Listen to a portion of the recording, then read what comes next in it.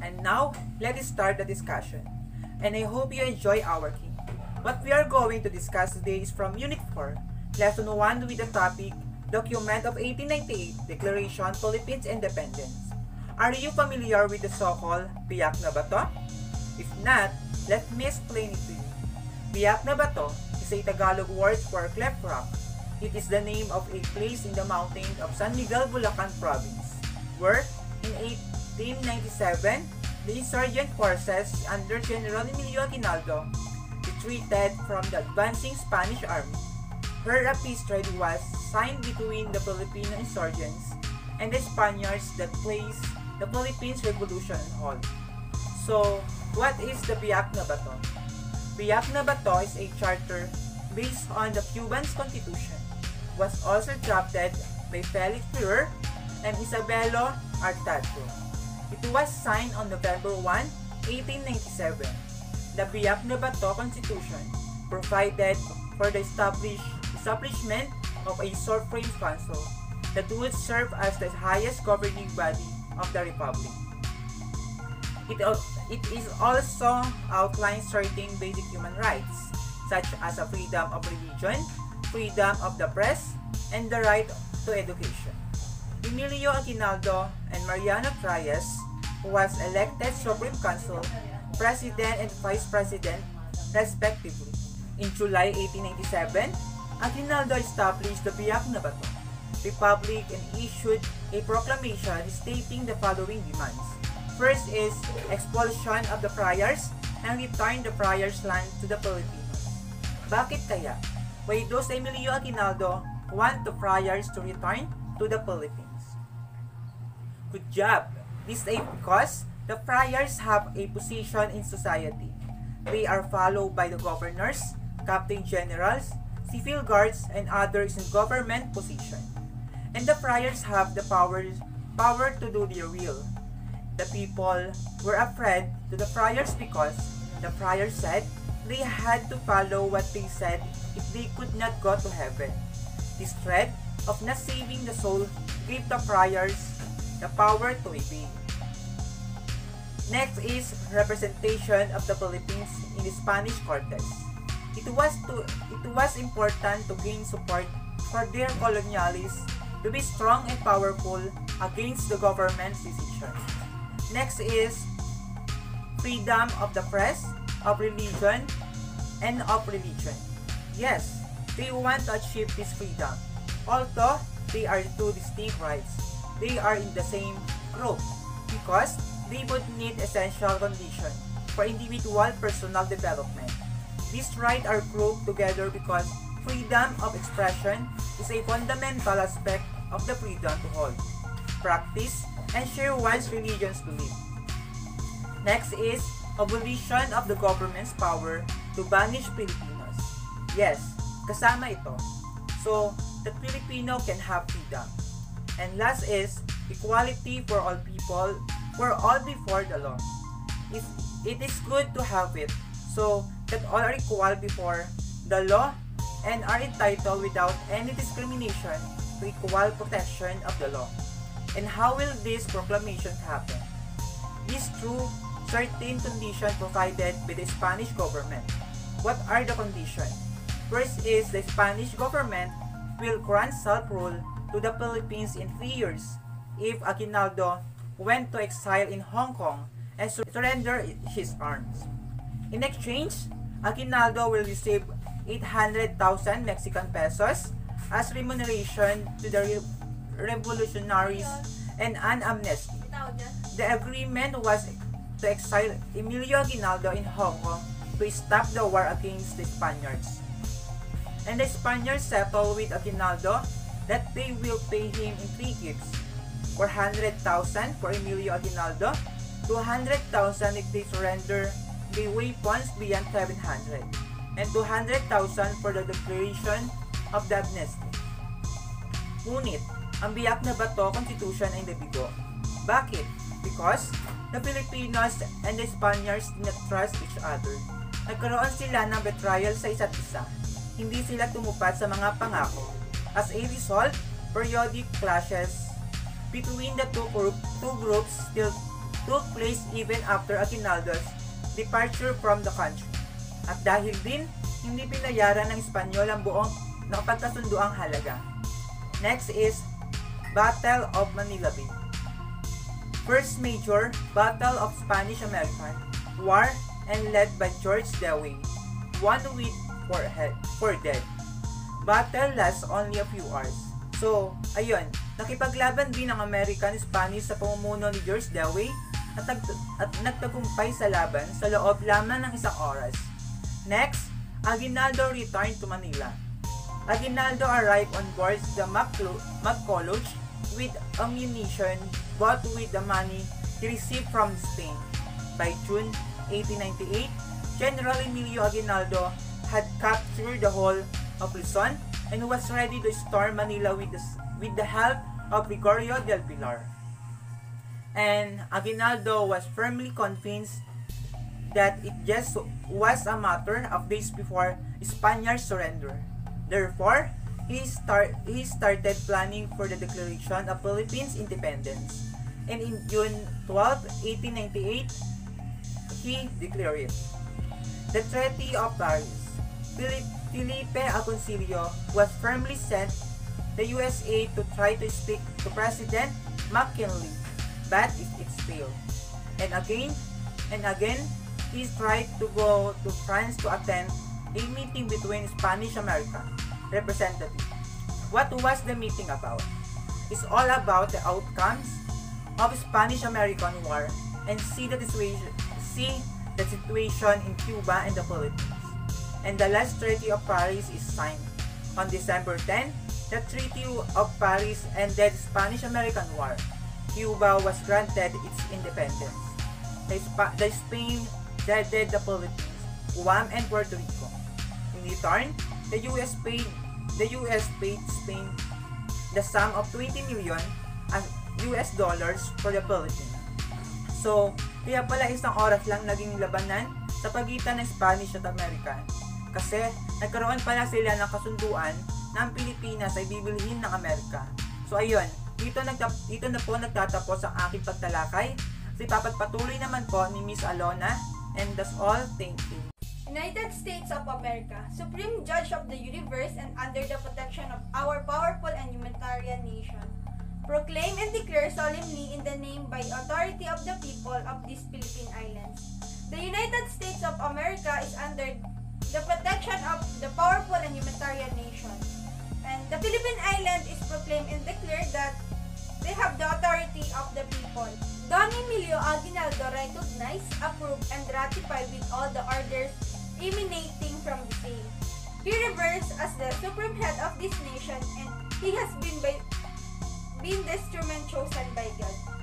Don Emilio Aguinaldo, he recognized, approved, and ratified with all the orders emanating from the same, reveres as the supreme head of this nation, and he has been the instrument chosen by God. The Council of State declares that Don Emilio Aguinaldo is the supreme head of this nation, and he has been the instrument chosen by God to effectuate the redemption of this country. Dr. Don Jose Rizal, he composed in his praise of self prior to his execution, liberating it from the yoke of Spanish domination, in punishment from the impunity with which the government sanctioned the commission of abuses by its officials.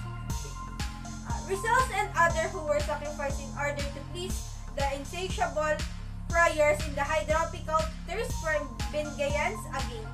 On January 27, 1872, on penal code in this island, those suspected persons arrested by the Chief of Detachment, Dr. Don Jose Burgos, Don Mariano Gomez, and Don Jacinto Zamora were hung whose innocent blood was shed due to the intrigues of this so-called religious corporation which made the authorities to believe that the military uprising at the fort of San Felipe in Cavite. The first spark of revolution broke out in Caloocan, spread out to Santa Mesa, and continued its course to the adjoining regions of the provinces.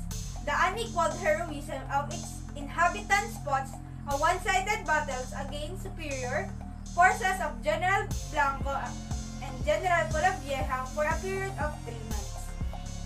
We also confirmed upon our famous dictator Don Emilio Aguinaldo all the powers necessary to enable him to discharge duties of government, including prerogatives of granting pardons and amnesty.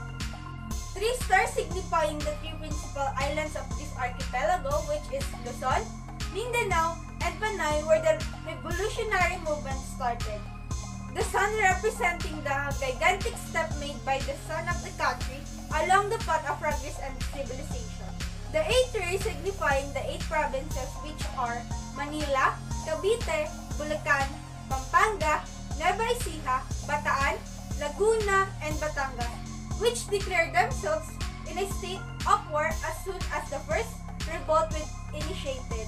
The colors of blue, red, and white commemorating the flag of the United States of America as a manifestation of our profound gratitude towards the great nation for its disinterested protection which it lent us the continuous lending us. We are now in Unit 4, Lesson 2, the Manilas Constitution. By the end of the lesson, the student will be able to examine the content of the Manilas Constitution, appraise the prevailing condition when the first Constitution was made, sort significant provision that still remain in the present Constitution of the Philippines. According to Teodoro Agoncillo, in accordance with the decrees of June 18 and 23, 1898, Aguinaldo convoked the Revolutionary Congress in Malolos. Peace and order conditions in some provinces were such that Aguinaldo was compelled to appoint their delegates to Congress.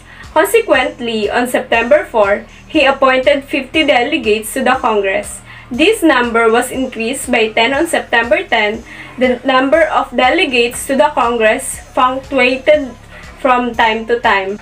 On September 15, 1898, in the Basilica, Aguinaldo delivered his speech Felipe Buencamino wrote, after which he announced that the ceremonies were over and that Congress was to convene after electing its officers. In the afternoon, the Congress proceeded to elect its officers, namely Pedro A. Paterno, President, Benito Legarda, Vice President, Gregorio Araneta, First Secretary, and Pablo Ocampo, Second Secretary. One of the important acts of Manilas Congress was the creation of committee to draft a constitution. There were 3 drafts, the Mabini's Constitution, Calderon's Constitution, and Paterno's Constitution, very alike with the Spanish Constitution of 1869. Calderon drew up his plan for a constitution deriving inspiration from the Constitution of Mexico, Belgium, Guatemala, Brazil, and France. On January 21, 1899, Aguinaldo promulgated what the known Manilas Constitution. This constitution is one of the most important Filipino documents ever created by the people's representatives. In a period of storm and stress, it symbolized the ideals of a Filipino who had emerged from the dark ages into the lights of reason, Agoncillo. Now, let's proceed to the political constitution. Title 1, the Republic. Article 1, the political association of all Filipinos, regardless of ethnicity, constitute a nation whose state shall be named the Republic of the Philippines.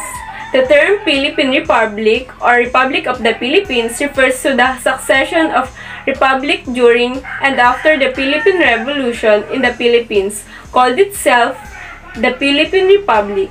Accordingly, the Republic recognized the right of indigenous people and culture communities within the framework of the indissoluble community of the Filipino nation, the common and indivisible homeland of all Filipinos, guarantees the right to self-government of the ethnicity and regions of which it composes and solidarity among them all, and promotes the economic viability of the autonomous territories.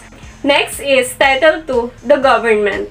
Article 4, the government of the Republic is popular, representative, alternative, and responsible, and shall exercise 3 distinct powers. namely the legislative, the executive, and the judicial. Any two or more of these three powers shall never united in one person or cooperation, nor the legislative power vested in one single individual. The Philippines is a republic with a presidential form of government wherein power is equal divided among its three branches, executive, legislative, and judicial. The government seeks to act in the best interest of its citizens through this system of check and balance. First is legislative. The legislative is authorized to make laws, alter, and repeal them through the power vested in the Philippine Congress. This institution is divided into the Senate and the House of Representatives. The legislative enacts legislation, confirms or rejects presidential appointments, and has the authority to declare war. This branch includes Congress, the Senate, and the House of Representatives, and several agencies that provide support service to Congress. The Senate is composed of 24 senators who are elected at large by the qualified voters of the Philippines. The House of Representatives is composed of about 250 members elected from the legislative district in the provinces, cities, and municipalities, and representatives elected through the party list system of registered national, regional, and sectoral parties or organizations. The presidents lead the country. He or she is the head of state, leader of the national government, and commander-in-chief of all armed forces of the Philippines. The president serves a 6-year term and cannot be re-elected. And in case of national emergency, the president can still declare martial law, but not for a period longer than 60 days. Congress can revoke this decision by a majority vote, and it can extend it for a period to be determined by the Congress. Additionally, the Supreme Court can review the declaration to decide if there were sufficient facts to justify martial law. The president can grant pardons and amnesty. He also approved to make or accept foreign loans. The vice president supports the president. If the president is unable to serve, the vice president becomes president. He or she also serves a 6-year term. Cabinet members serve as advisors to the president. They include the vice president and the head of executive departments. Cabinet members are nominated by the president and must be confirmed by the Commission of Appointments. The last is judicial. The court system in the Philippines exercises the judicial power of government, and it's made up of Supreme Court and lower court created by law. The Supreme Court is a 15-member court appointed by the President without need of confirmation by Congress. Appointment, however, is limited to a list of nominees presented to the President by a constitutionally specified judicial and bar council.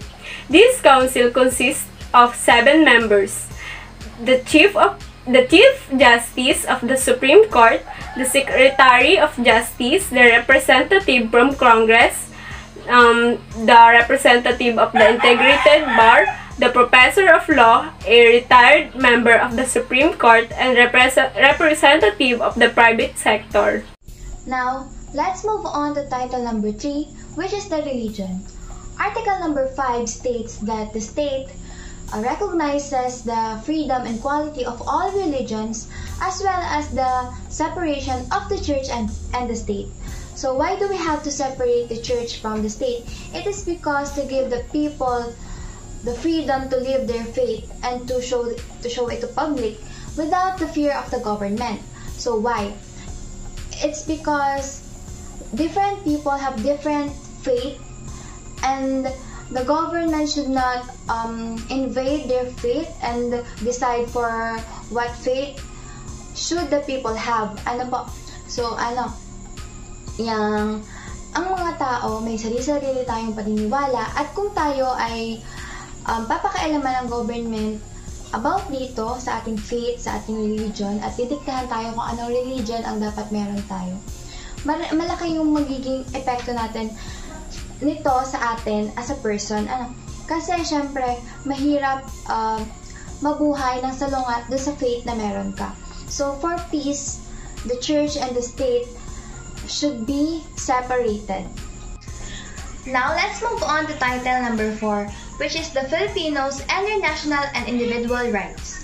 Article number 6 states that the following are Filipinos. First, all persons born in the Philippine territory. A vessel of Philippine registry is considered for this purpose as part of Philippine territory. Second, children of a Filipino father or mother, although born outside the Philippines. Third, foreigners who have obtained certification of naturalization. And fourth, those who without such certificate have acquired a domicile in any town within Philippine territory. So, as you've heard, those are the basis for someone to be called as a Filipino. So, even those persons who are not born inside the Philippines can be called a Filipino if his mother or his father is a Filipino. And if he is born inside the Philippine territory, that means he is a Filipino. And foreigners can also obtain the Filipino citizenship. How? So, if he obtained certification of naturalization here in the Philippines, that means that he can freely live here inside the Philippines. Article number 20 states that neither shall any Filipino be deprived of the following. First, of the right to freely express his ideas or opinions, orally or in writing, through the use of the press or other similar means. Second, of the right of association for purposes of human life and which are not contrary to public morals. And lastly, of the right to send petitions to the authorities individually or collectively. So, here in the Philippines, talaga namang marami tayong may enjoy na rights, and it's sad that most of the Filipinos are not educated enough to familiarize themselves to those rights. And also, tayo as students, siguro mag-take time din tayo to familiarize ourselves. Ano ba ang rights natin as Filipinos? Ano ba yung dapat, hindi dapat ginagawa sa atin? Ano ba yung mga benefits na pwede nating makuha? Kung ano ba yung pwede nating maireklamo? Or ano ba yung pwede nating ma-complain? So, it's our right also to be aware of our individual rights and national rights here in the Philippines. And yun, as Filipinos, hindi tayo kulong, kundi tayo ay malaya sa ating bansa. The legislative power. All legislative power in the government is vested in Congress, meaning that it is the only part of the government that can make new laws or change existing laws. Ibig sabihin, ang legislative power lang ang may kakayahan na magbago ng isang batas o gumawa ng mga bagong batas because they are legitimate and have authentic power. Article 33.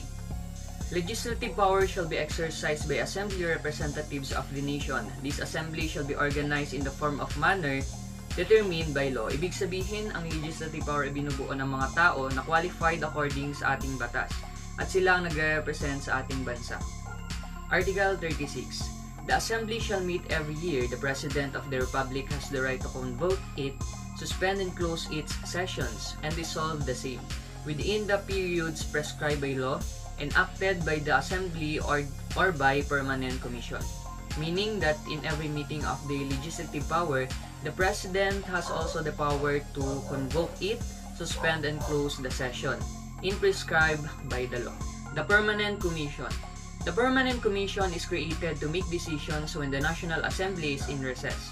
The National Assembly is empowered to elect 7 of its members to constitute the Permanent Commission, with the obligation that the Commission choose a President and a Secretary on its first session.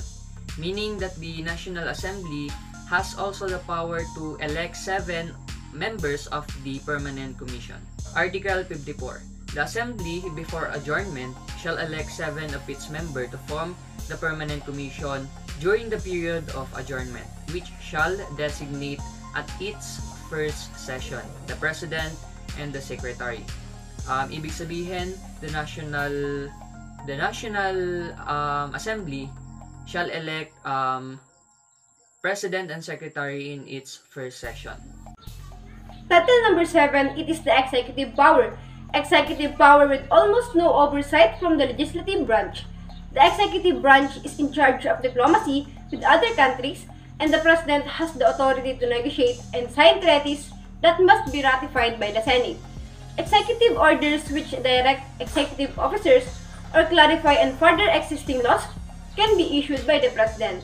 So one of the example articles under Title Number 7 is the Article 56.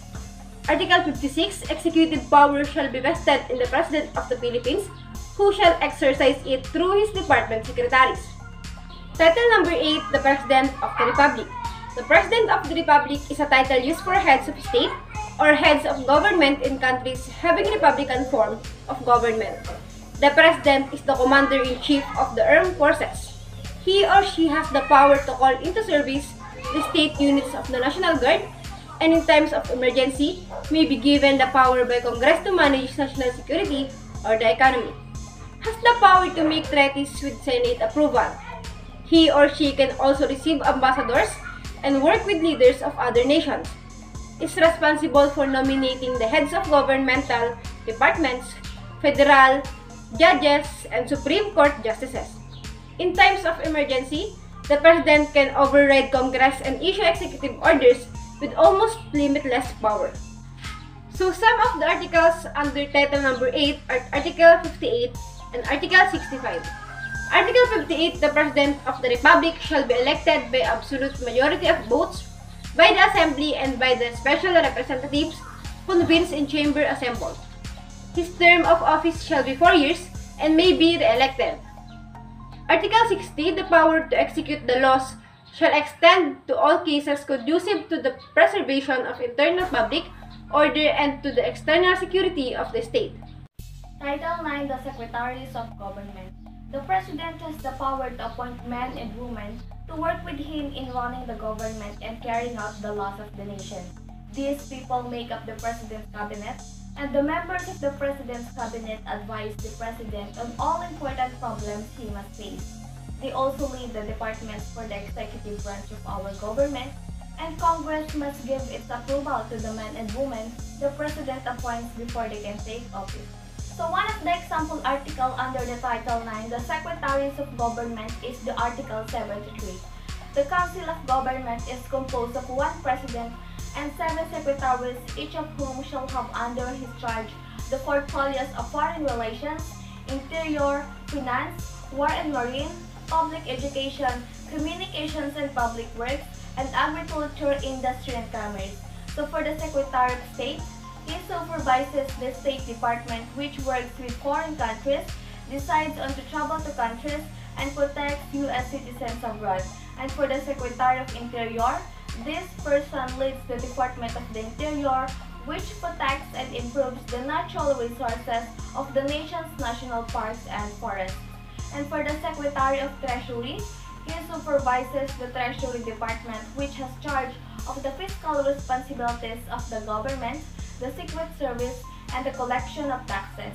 And for the Secretary of Defense, he leads the Defense Department, which sees that the nation is protected against its enemies and which works closely with all branches of the armed forces. And for the Secretary of Education, he supervises the Department of Education, which works with schools throughout the country to provide money and grants for educational programs and services. And for the Secretary of Agriculture, he leads the Department of Agriculture, which focuses on the safety and regulation of food production and works with farmers throughout the country. And for the last secretary, the Secretary of Commerce. This secretary leads the Department of Commerce, which assists the businesses of the nation, sets trade policies, and enforces rules for moving materials across the country and around the world. For the Title 10, the Judicial Power, the 1987 Constitution defines the concept of judicial power. Under Paragraph 2 of Section 1, Article 8, judicial power includes not only the duty of the courts of justice to settle actual controversies involving rights which are legally demandable and enforceable, but also to determine whether or not there has been a grave abuse of discretion amounting to lack or excess of jurisdiction on the part of any branch or instrumentality of the government. This latter provision dilutes the effectivity of the political question doctrine, which places specific questions best submitted to the political wisdom of the people beyond the review of the courts. So one of the example articles under the Title 10, the judicial power, is the Article 78. The courts of justice shall not apply general local regulations except when they conform to the law. So for the Title 11, provincial and popular assemblies, under this title is the Article 82. The organization and attributes of provincial and popular assemblies shall be governed by their respective laws. These laws shall conform to the following principles.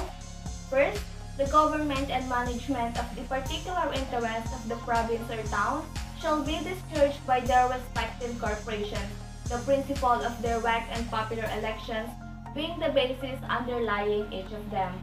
Second, publicity of their sessions within the limits provided by law. Third, publication of all appropriations, accounts, and agreements affecting same. Fourth, government interference and, in the absence thereof, by the National Assembly to prevent provinces and municipalities exceeding their powers and attributes to the prejudice of the interests of individuals and of the nation at large. And the last, power of taxation shall be exercised to the end that provincial and municipal taxation do not come into conflict with power of taxation of the state. Title 12, Administration of the State. A state administration is defined as a system of entities created by statutes and in the competences of the carry out internal and external managements and executive activities with responsibility assigned to the state.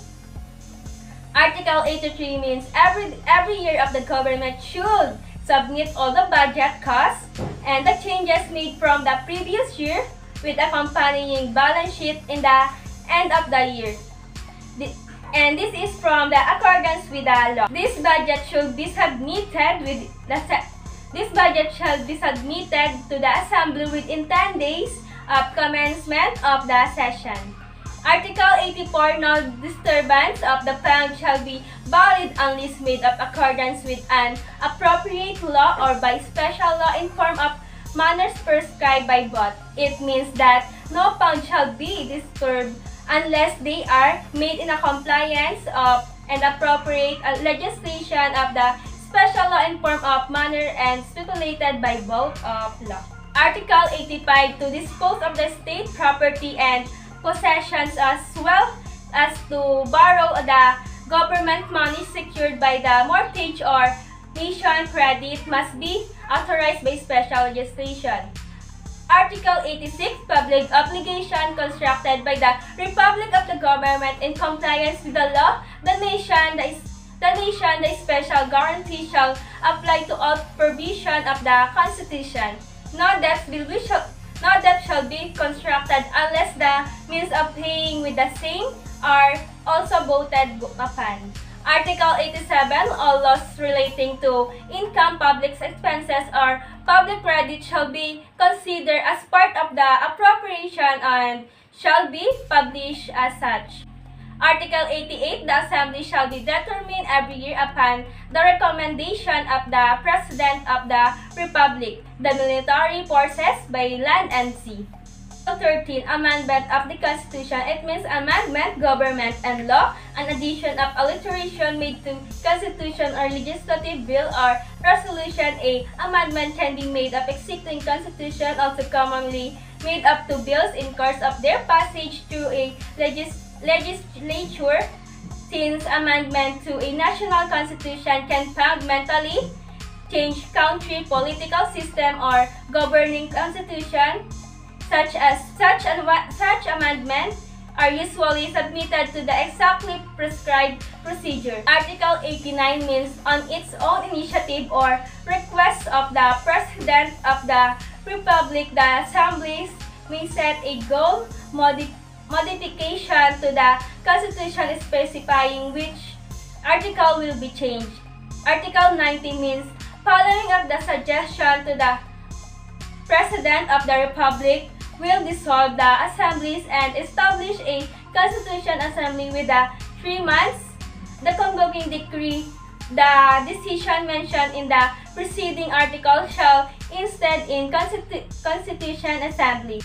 Title 14 Constitutional Oath and Observance and Language. This means the uses of the language spoken in the Philippines shall not be compulsory. It cannot be regulated except by the virtue of the law and only for the acts of the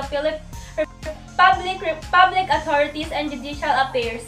Article 91. All Filipino people, including the President of the Republic, the government shall be abide by the Constitution's provision and the legislative power with the permission of the President. The Cooperation Act will look into whether the Constitution have been strictly followed by and whether violations have been held accountable. Article 92. The President of the Republic and all other officials of the Republic must take the prescribed oath before the beginning of the perform their duties, and President of the Republic takes the oath on the front of the Senate Assembly National. The other officials of the nation shall take their oath before the authorities determined by the law. Article 93 will be optional to the language spoken in the Philippines. This usage is uncontrollable unless as required by the law and only in the case of acts of official authority and in the court. In the meanwhile, the Spanish language may be utilized for the acts. Transitory provision, it means that the statutory provision that regulates a process that starts amendment of the statutes comes into meanwhile and without the prejudice to the provision of Article 40 and to the acts of the commission designated by Assembly to translate and submit to the same of the organic law in the development and application of the right granted to the Filipino citizens and for the government of public powers.